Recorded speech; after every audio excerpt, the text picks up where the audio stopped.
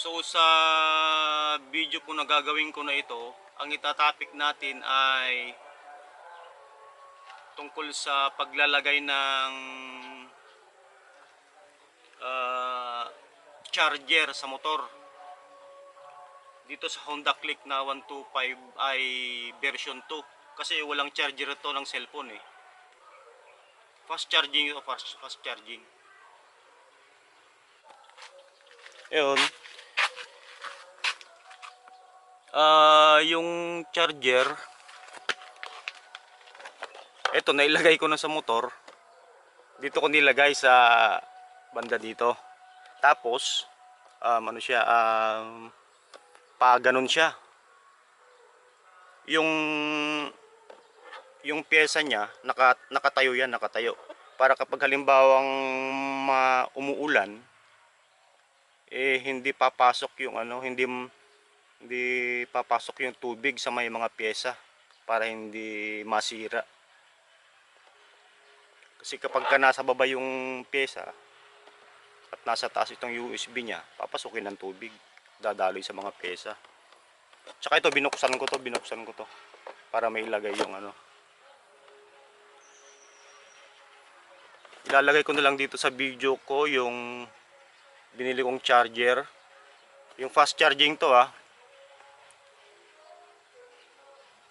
Pero yung dapat isang cellphone lang yung gagamitin nyo kasi umiinit yan pagka dalawang cellphone yung gagamitin nyo. Tapos yung charger na to, kinonekta ko sa baterya niya mismo. Ito.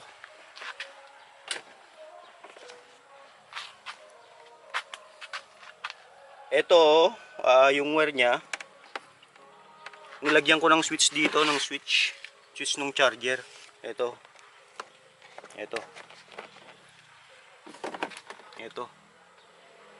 Para kapag gusto mong i-switch off yung charger, pindutin mo lang dito. Magsi-switch off na. Tapos nakakonekta yan sa battery dun sa baba. Binutasan ko dito para mailusot yung wire.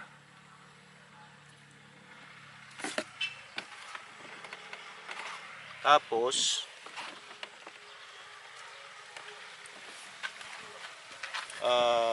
yung wire nung charger, yung positive negative, rekta na doon sa battery na yun, Ito.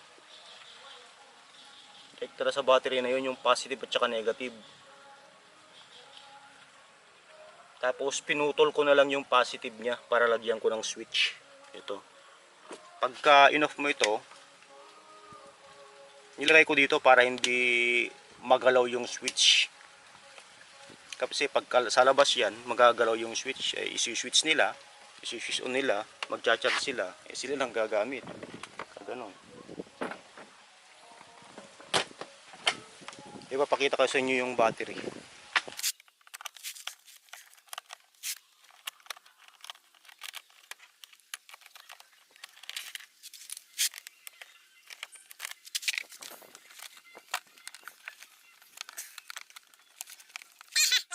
Ano ng battery?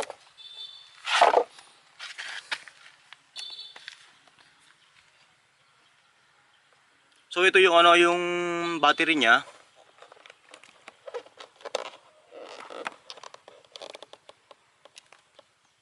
Ito yung battery niya. Ito yung positive. Konektado doon sa USB. Oo, yun doon sa cellphone charger na binili ko. Positive, tapos yung negative. Yun. Doon din. Positive negative. Nakakonekta sa positive negative ng charger. Saka yun nga, sabi ko sa inyo, pinutol ko yung positive. Tapos nilagyan ko ng switch. Ito.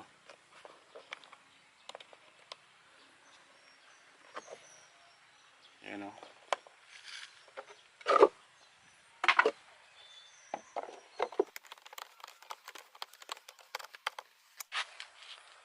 Tapos itong charger na to, binutasan ko na lang dito sa banda dito. Binutasan ko ng, siyempre bubutos natin yung hugis square para sakto yung lulusot to. Hindi ko nabubuksan to kasi maraming trabaho pag bubuksan ko pa to. Tsaka ito, ito mamomonitor nyo naman yung baterya kung low-bat na eh. Kung nakapatay yung motor at saka kayo magcha-charge, eh imo-monitor nyo na lang dito yung voltahe niya.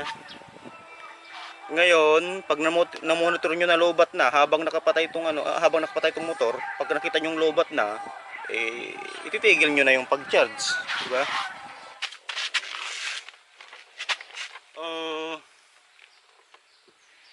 Ano ba?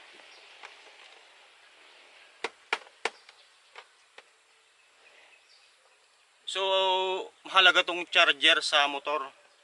Kasi ang purpose nito ay para siyempre pagka halimbawang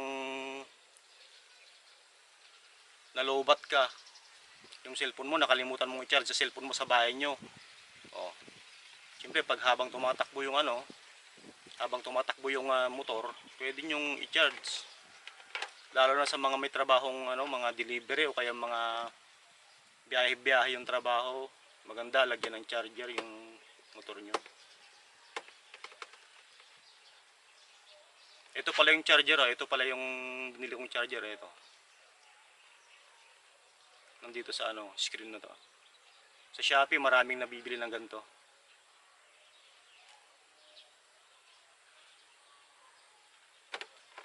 Yung wire pala nito, dinaan ko sa ilalim. Teka, titingnan natin.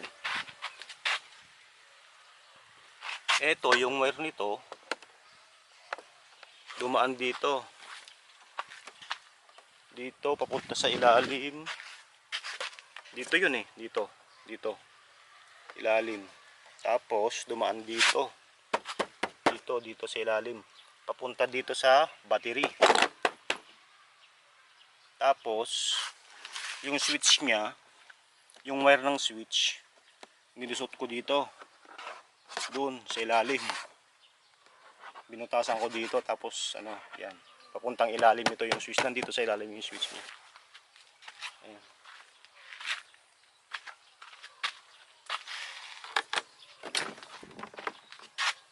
Ito. Ngayon, para maano mong mabuti yung wire, pwesto mong mabuti yung wire, ito. Baklasin, siyempre baklasin mo tong mga to. Ito. Ayan. Itong tunnel nito. Para maiangat mo tong takip niya to. Para madali mong mailusot yung mga wire.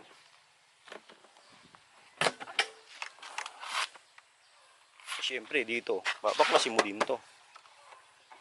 Para may ilagay yung charger. Diba?